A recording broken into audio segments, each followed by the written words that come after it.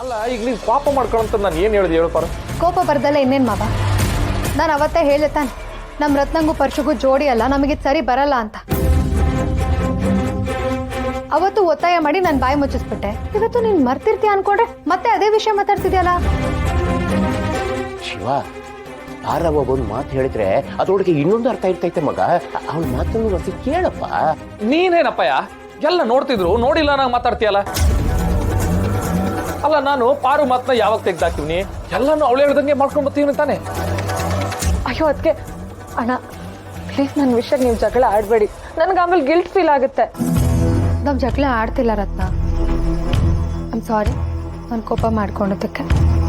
But ಈ ವಿಷಯನ ಹಿಂಗೆ ಮಾತಾಡ್ಬೇಕು ರತ್ನ. ನಾನು ನಾರ್ಮಲ್ ಆಗಿ ಮಾತಾಡಿದ್ರೆ ನಿಮ್ಮ ಅಣ್ಣನ ತಲೆಗೆ ಹೋಗಲ್ಲ. ಯಾಕೆ ಹೋಗಿಲ್ಲ ಅಂತೀನಿ. ಅಲ್ಲ ಕಂಕಡ ಬಲ ಬಂದು ಹೊಂಟೋಯ್ತದೆ ಅಂತ ಜ್ಯೋತಿಷಿ ಹೇಳ್ತವ್ರೆ. ಈಗ ನಮ್ ರತ್ನ ನೋಡಕ್ಕೆ ಹೇಟೊಂದು ಸಂಬಂಧಗಳು ಬಂದು ಮದ್ವೆ ಆಯ್ತಾ ಅಥವಾ ನಿಶ್ಚಿತಾರ್ಥ ಆಗೋಯ್ತದೆ ಅನ್ಕೊಂಡ್ವಿ. ಆಯ್ತಾ? ಆಗಿಲ್ಲ. ಯಾಕೆ ಹೇಳು? ಕಂಕಣ ಬಲ ಅದು ಬಲಾನೇ ಅಂತದ್ದು. ಕಂಕಣ ಬಲ ಕೂಡು ಬಂದ್ರೆ ಸಂಬಂಧ, ಇಲ್ಲ ಅಂದ್ರೆ ಗೋವಿಂದ.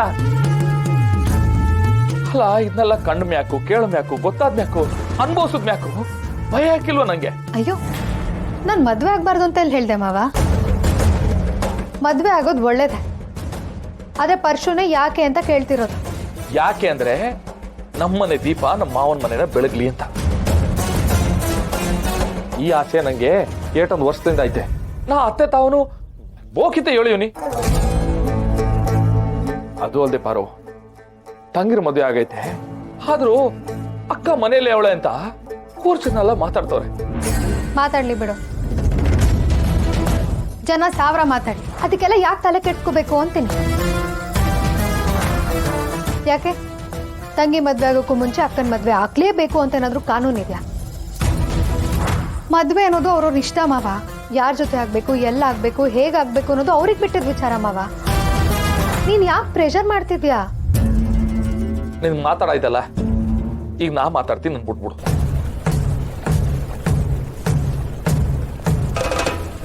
ರತ್ನವ್ವ, ಎರಡೂ ಮಾತನ್ನು ಕೇಳಿಸ್ಕೊಂಡಿದ್ಯಾ,